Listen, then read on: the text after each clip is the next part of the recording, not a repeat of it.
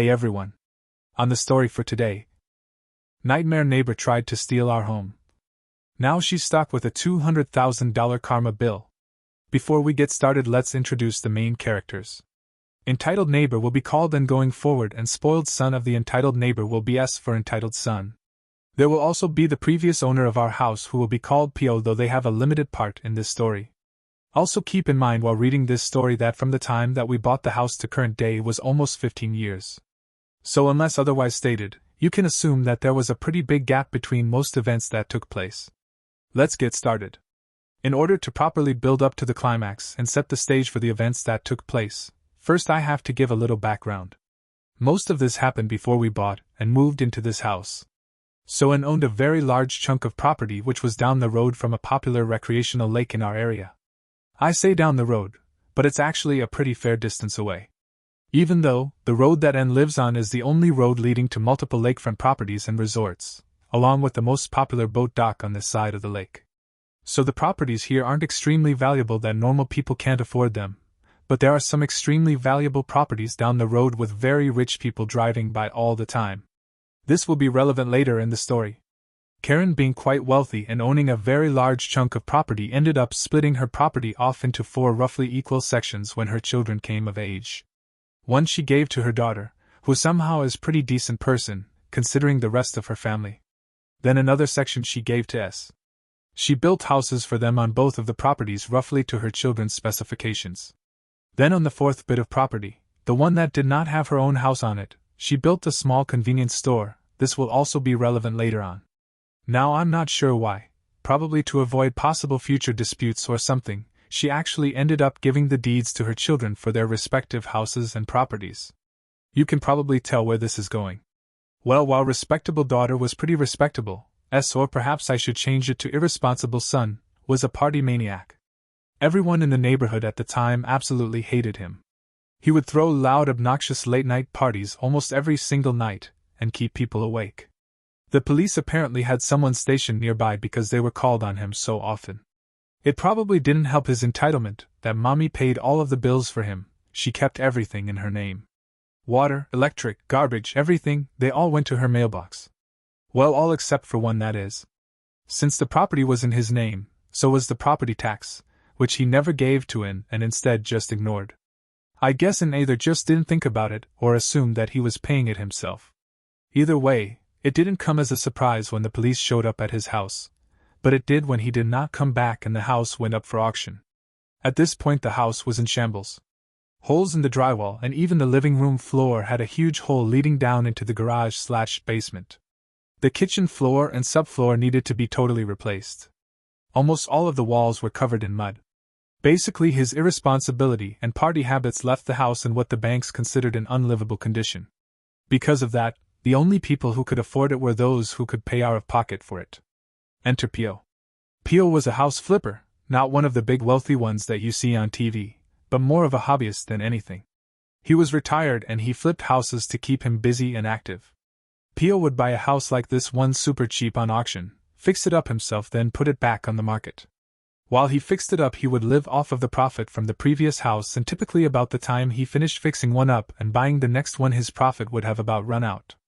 Any that he had left over just went into an emergency savings fund, which he said wasn't anything special. Anyways, we were in the market for a new place but couldn't afford anything super expensive on our budget. But when we saw this place on a website for sale, it seemed perfect. It was the perfect size and in the perfect neighborhood and even down the road from the lake, which we love fishing and boating, so it was perfect in almost every way. Or at least it looked that way. We were scared of the price, which wasn't listed on the website yet, but it wouldn't hurt to at least have a look and see. We drove by to look at it, and found Pio working on it. We stopped in to say hi and asked the price. He explained that he was planning to fix it up and sell it, and that his realtor just added it to the website's database to make it easier and more efficient when he was ready to actually sell it. Anyways, we sat down and had a nice chat with him, just being friendly and all, and he appreciated the company. We explained that we would be willing to buy it from him for a reasonable price considering its current condition and the work he'd already put into it. He had it about half finished. We explained that we would love to finish it and live in it as a forever home. He turned us down, explaining that he already had several offers for it, and didn't feel right selling it to us, and that we could buy for the full price when he was finished. So we kindly thanked him and left our number, asking him to call us if he ever changed his mind, which he promised he would. Less than 2 weeks later, we actually got an unexpected call from him. He explained that his sister had come down sick in another state, and that he wanted to go and be with her, and would not have enough time or patience to finish the house. He explained that the house was not up to code, but if we could find a way to buy it, then he'd be happy to sell it to us for a reasonable price. We happily agreed and ran our looking for banks. We had a few connections from a realtor friend of ours who actually helped us find a bank willing to loan the money to buy the house with a few conditions attached. Basically, we would have 2 weeks to bring the house up to code, otherwise they could default on the loan and auction it off. After explaining the situation to Pio, he offered to help as much as he could. He couldn't actually do any work to the house because he was in such a rush, but he explained exactly what we needed to do to bring it up to code and meet the bare minimum requirements, how much time and effort it would take and how much money it would cost. He even offered to help us out another way. We took out a loan for twice what he actually wanted for the house, and he gave us back the other half. We used that money for repairs to the house. After the work he'd already put in the house was so close to meeting code that we could probably have done it ourselves. But just in case, we called in a few friends and got it knocked out in half the time. After getting it up to code, however, there was still plenty of work that needed to be done, and so we spent several months replacing flooring and subflooring, rerunning wires, patching holes in the walls, replacing old, ugly, literally decomposing wallpaper that was stuck directly to the drywall. You get the point. We put a ton of work into the place. Then it was finally time to move into our dream home. It still had a few issues that we would fix down the road as we went on, but it was finally time to move in. We weren't even finished moving in yet when Anne came over to introduce herself. As we were working things out with Pio in the very limited time that we had, he had warned us over and over about Anne and her entitled attitude. At first, Anne was extremely nice, and we had no idea why Pio warned us about her so much. Then it happened. As we were wrapping up our conversation, she explained to us in a very kind and compassionate way that our house actually belonged to her, and that we had 30 days to get out. She said that she felt sorry for us since we were scammed so bad, but that it was actually her house and the Pio had no right to sell it to us at all. We'd heard horror stories about people being scammed like that before, so you could imagine our terror when she explained all of this to us. We were horrified that we had put in all of this time and effort and money into this dream house, and now we were going to lose it just like that because we fell for some guy's scam. We thanked her for explaining it to us and being so nice, and said that we would talk to the bank and Pio and get it all figured out. So that's what we did. We talked to the bank, who confirmed that Pio was the actual owner of the deed. We spoke to the realtor, who also testified the same thing. We spoke to Pio, who explained that they accused him of stealing the house multiple times after he bought it on auction, and that he was harassed by her constantly over the house. Everyone that we spoke to had the exact same story. We even went up to the courthouse and confirmed that our name was on the deed. During this process is when we heard the backstory about us from several neighbors. Anne came by not long after this and asked us when she could expect us to be moved out, which we explained would never happen as we legally owned the property, and it wasn't our fault that S lost the property. We apologized for the loss that she had and explained that we knew it was probably really hard to lose her family property like that because of her son's negligence. But that was not our fault, and we weren't just going to give her a property that we bought with our own hard-earned money and worked so hard to fix up. Then, in realizing that we knew the situation, decided to go into a long sob story about how this property had been in her family for generations and that she couldn't bear to lose it, and how Pio had stolen it from them when they were caught up in the confusion of their child being arrested. We asked why they didn't bid for the house and buy it back after he lost it. Considering that we bought it from Pio for only about $50,000, and considering that he was still making a small profit on that even after all of the work and materials he'd put into it before selling it to us, they could have easily bought it for next to nothing on auction and had it back, and explained that she felt the house and property were being stolen from them and that they refused to pay for something that rightfully belonged to them. We apologized once more but explained that there was no way we were going to take a loss on the property, especially after all of the time and effort that we put into it and the additional materials that we bought for it just to make her happy. However, we were sympathetic with her situation and offered to sell the house to her for a very reasonable price, $100,000. Which, considering its location and how fixed up it is, that was still just over half of its total market value. We, after buying it from Pio for $50,000 and putting an additional $30,000 into materials, plus several months of hard labor to fix it up, We felt that was a very reasonable price. We didn't say anything, but we would even be willing to go down to $90,000 if she wanted to negotiate with us.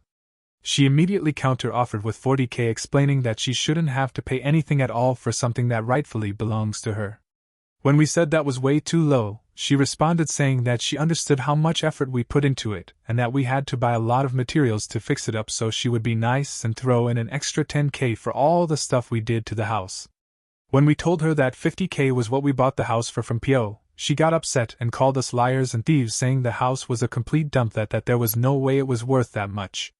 Not only had she resorted to name-calling at this point, but going as far as to call our dream home a dump after all the blood and sweat and tears, not to mention dollars, that we poured into it. We were done with her BS and kindly asked her to get out of our house, explaining that she was no longer welcome here and that we would never sell our house to her even if she offered us double the marked value. She obviously got upset about this and threw all kinds of insults at us as she walked out the door. Later we found out that she was spreading all kinds of rumors about us throughout the neighborhood, saying that we stole the house from her, and all kinds of other stupid stuff. At first we ignored it, thinking that no one would actually believe it. Then a guy pulled into our driveway with a gun, threatening us to get out now. We'd never met him before, but we had heard of him. He apparently considered himself to be the peacekeeper of the neighborhood and confronted anyone who caused problems like this. Most of the people in our neighborhood actually liked him, saying he was a pretty reasonable guy, and being a very rural neighborhood where plenty of not-so-law-abiding citizens live, most people greatly appreciated his presence. Actually did work hard to keep the neighborhood as peaceful as possible, and did way more than the cops actually do, most of the time anyways. Our neighborhood is split into two primary sections. One section is filled with mostly old retired people. It's very nice and peaceful, everyone gets along. The other is filled with the less law-abiding people further into the wilderness, and away from prying eyes. We like at the edge of the peaceful part, separated by about a mile or so of woodland and farmland. So hearing about him before and assuming based on descriptions that this was the same guy, we decided to test out that hypothesis. We told him that we had no idea what was going on, and invited him in for a beer and chat. We allowed him to bring his gun, but told him that we would be bringing our own as well. Almost everyone in my town has a gun. There are more gun stores than there are dollar stores, if that says anything. So we weren't really worried about him having a gun with him. That doesn't really mean much in our town. It's just a way of saying, hey, I'm capable of defending myself if this gets out of hand. Now if someone pointed it at you, which he didn't, then that would be a different story. Bit back to the main story. He agreed, and after a few hours of chatting and explaining the situation, he explained that he figured it was something like that and apologized for the misunderstanding. He explained that he got caught up in the rumors and flipped a switch, and that it wouldn't happen again. He also thanked us for buying it, explaining that when S moved out everyone was much happier. He didn't have to hear people complaining about loud music and drunk/high teenagers stumbling down the middle of the road in the middle of the night, and nearly getting run over. We all had a good laugh about it afterward, and he left without saying another word. Now time for the reason that Mr. Peacekeeper believed the rumors so easily. This is a bit of a side story, but it's also a major turning point, and when everything started to go downhill for N. I also want to add that the events of this side story do overlap a little bit with the events of the next part of the story. But let's get on to it. So I mentioned that and split off 1/4 of her property to build a convenience store. While this store was extremely popular in the neighborhood, and being right in the middle, basically it was in a perfect location. It wasn't popular for their prices. They actually overcharged for everything by quite a bit, and it wasn't popular for their customer service either, which included and was mostly limited to thank you for your purchase as you walked out the door. Sometimes they would give you a refund though if you found mold on the food that you bought from them, so that was nice, I guess. Anyways, they were so popular because they were the only convenience store for miles. If you had to buy groceries and didn't want to drive all the way to town, then they were just a skip and a hop away for most people. Heck, we even put aside our differences and shopped there on many occasions. I mean, they were literally next door to us after all. But aside from that, the popularity of their small store allowed them to build up quite the reputation in our neighborhood. A very positive one. Everyone wanted to keep their convenient little store, and they would dare anyone to try and take it from them. I suppose I could kind of see the sentiment there. And that's back when everyone thought that Anne and her family were pretty good people. So when Anne started spreading rumors, people tended to listen. The rumors about us stealing an entire house from her just blew over because everyone knew that was just ridiculous. But for the most part people still trusted her. But people did believe the other rumors, and trust me, there were plenty. But they were mostly small petty stuff that no one ever cared about. Let me just say that even assuming all of the rumors about us were true, there was much more that could be said about some other people in our neighborhood. So no one ever paid any attention to them. They did avoid us, however, considering that, and had obvious beef with us, and no one wanted on her bad side in fear of being banned from her store. They all just ignored us and left us to our own devices. After a few years, however, S finally got out of prison, and having nowhere left to go and allowed him to move back in. She didn't like the idea of him living with Mommy, so she rented him an apartment above her convenience store, and she absolutely forbid any wild parties on her property ever again. He didn't actually have to pay rent though. All he had to do was run the store for them when they were busy with other things, which wasn't even all that often. However, even after all of this stuff happened, and still did not learn his lesson, obviously. While he was running the register, he would often double charge for items and pocket the extra money. We found this several times and went back in for a refund. They always made up the excuse that the register was broken.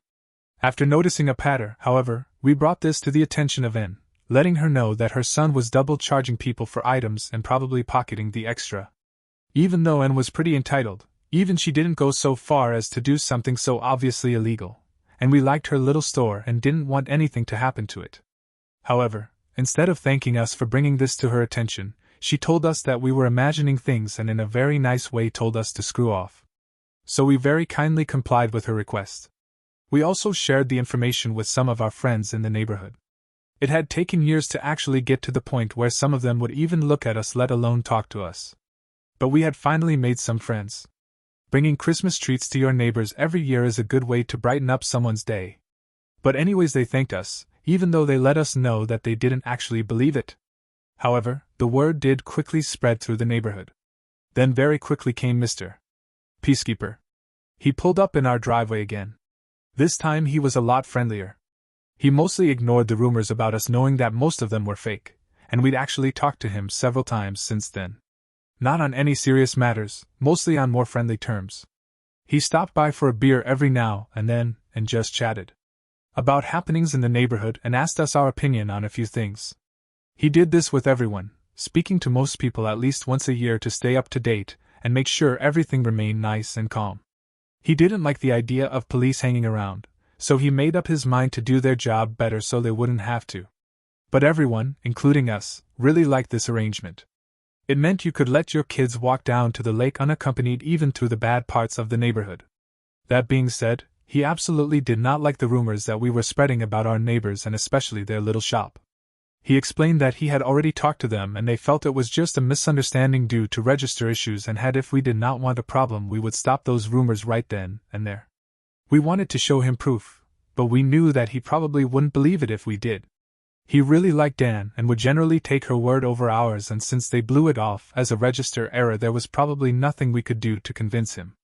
So we agreed and apologized for any issues, explaining that we just felt wronged and sincerely wanted to protect the few friends that we'd made in the neighborhood. He accepted that apology, giving us one final warning, and left without saying much. So we just listened and made up our minds to stop shopping there unless we absolutely had to. But everything changed after a couple more years after we had pointed it out, and the rumors spread around the neighborhood. Even though Mr. Peacekeeper himself went around and told every single person that they were false rumors started by us because of our property feud with, and I'll get to that a little later. People actually started paying more attention to their receipts after shopping there, and started noticing the same patterns that we had. Over this time S probably pocketed until amounts of money and then definitely knew about it but chose to do nothing, and just tried to silence people with rumors. However, the thing about small country stores like that, they are completely dependent on their regulars that live in the neighborhood that they are set up in. During the warmer months when people are vacationing and having fun they make a huge profit, but not enough to sustain themselves through the winter. And then it happened. Mr. Peacekeeper finally connected the dots. And boy was he angry. We could hear him all the way next door cursing out S to his face, and then there with him. You can't even imagine how satisfying that was. But that was only the beginning. Not only did he go off on them, but also went door to door that same day and let every single person in the neighborhood know exactly what they were doing, even taking a pile of receipts with him to show anyone that wanted proof. Now, if there was anyone in the neighborhood who was trusted more than N, it was Mr. Peacekeeper. Literally, in the course of 24 hours, he had completely ruined their business. Everyone in the neighborhood stopped coming. They still did pretty well over the summer months because of vacationers and winter birds that didn't know anything. When winter hit, and those crowds were gone, they started hemorrhaging money. After 2 winters they were forced to close their store for the winter months. However, that also meant that they had to throw away more than 90% of their stock every fall, and buy it all again fresh every spring. I guess that doing that wasn't very economical, so they ended up permanently closing shop after 3 more years. That was when their reputation in the neighborhood started to tank. And thanks to that, people started actually respecting us more, and we were actually able to make some friends without having to put in a ton of extra effort. People stopped ignoring us and treating us like we were plagued. But that was just the beginning for N's downfall. Unfortunately, to get into the climax of the story, I need to do a little more background work. Sorry that this is starting to turn into a small book, but this shouldn't take too long, I don't think. So something about N is that she is extremely, and I mean extremely, nosy. We cannot even walk outside without her watching our every step through her window, or going outside to walk her dog or pick up her lawn or pull weeds or whatever excuse she can come up with at the time. You can pretty much guarantee that if we are walking around our property, she is outside as well. It's not like we have anything to hide, but we obviously aren't on the best terms with her, and don't really like someone staring at everything we do. We have plans to set up a small pool and hot tub out back and really don't want to be watched while we're trying to relax in our bathing suits. So we started looking into a privacy fence. Wanting to be nice neighbors, we kindly informed Anne that we would be putting up a fence, to which she adamantly rejected, to which we informed her that we would be putting up a privacy fence. However, we still had to live with her, so we offered to discuss with her the details of the fence, the color, shape, etc. We wanted to make sure that she didn't have to stare at something that she thought to be an eyesore all day every day, considering that staring toward our property seemed to be her favorite pastime. Honestly, we still go out of our way to be the best neighbors that we can, even after all the crap she's put us through. But back to the story. So we want to make sure there is no disputes about where we put the fence, so we plan to put it a foot over our property across the entire property line. Just to avoid any disputes. By the way, this is still before S got out of jail. We went up the courthouse and paid for a copy of the deed along with a map of our property lines. We were honestly shocked to find that about a third of our property was being claimed by N. She had a small shed on it, and even a garden. You see, there is actually a line of trees that goes through our property. It's not a straight box property like you find in some states. It's more of a half hexagon or a trapezoid-like shape. Weird property lines are pretty common where I live. Anyways, there is a line of trees that cuts through part of our property that, according to the deed and property map, is like a little triangle section, but the trees make it a square. N was claiming the other side of the trees as her own property. When we brought this up to her, she completely freaked out again, calling us liars and thieves and all kinds of other stuff. We didn't really care too much about that property because we had lived here for years thinking that it actually was hers. So to make things easier on everyone, we offered to sell it to her, or to even trade for a portion of her property. There was a portion of her property that connected with ours that was extremely inconvenient to take care of, and extending it out a little would really make it easier to deal with. Not to mention, it would give us more room to do stuff that we wanted to do. She flatly refused, saying that she would never pay for something that already belonged to her, and she wouldn't even think about giving us her property for nothing, especially after we already stole this property from her. Since then, there has been a huge ongoing property dispute between us. Now, something about the place I live. As I mentioned previously, it's a very rural area with many strange property lines. And property lines are very often not cut and dry. Many deeds are hundreds of years old, and instead of saying X feet in Y direction, they use temporary landmarks like large oak tree to large rock next to stream. Many of these landmarks could be describing multiple things or could even have disappeared over 100 years ago. So to say that there are a lot of property disputed in our area would probably be an understatement. That, along with the fact that at times a very small portion of property can go for a lot of money in some situations, has led our state to create a lot of very strict laws and regulations governing property disputes, surveyors, etc. As a side note, just a few years ago a landowner won a property dispute against a very large corporation over just 0.1 acres of land that coasted the corporation and earned the man over $1 million. Back on topic. All of that being said, our property lines were pretty cut and dry since she created them herself fairly recently. However, that does not change the fact that laws regarding it are very strict, particularly when it comes to surveyors. So a surveyor might be easily bribed by a large corporation facing the loss of millions of dollars for a tiny piece of land like in the example above. But that's not fair to the proper landowner. So how do you balance for that? Well, you make it so the surveyor has everything to lose from lying, and so does the person who bribed or blackmailed them.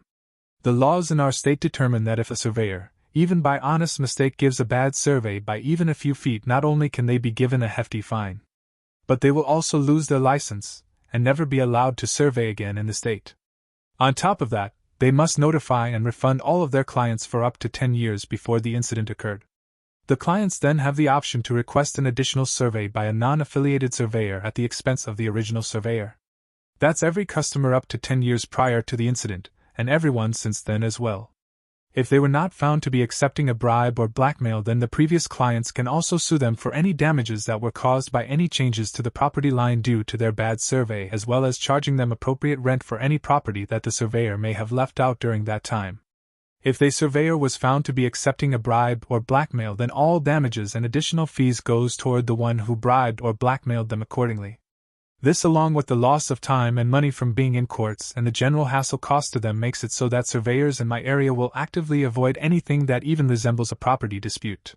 So when a dispute occurred, you can imagine that it was not as easy as making a phone call and getting a surveyor down here. It was also an unexpected expense as well. Unfortunately, before we could find someone, and found someone, and I guess she bribed them or something because they gave the property line exactly how and described it. Well, except for one little part that she didn't like. I guess she didn't mention that to them. Our property apparently stretches to about a foot from her house. Oh, that was fun to play around with. But that was nothing near the property that she is literally trying to steal from us. Now, whenever we are able to find a surveyor, she always seems to nonchalantly introduce herself to them and mention that she already had her portion of the property surveyed, and throw in a few subtle hints that there might be a property dispute involved.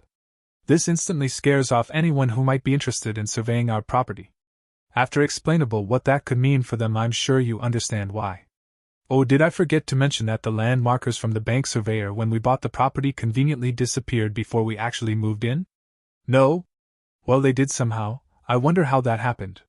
Guess we'll never know.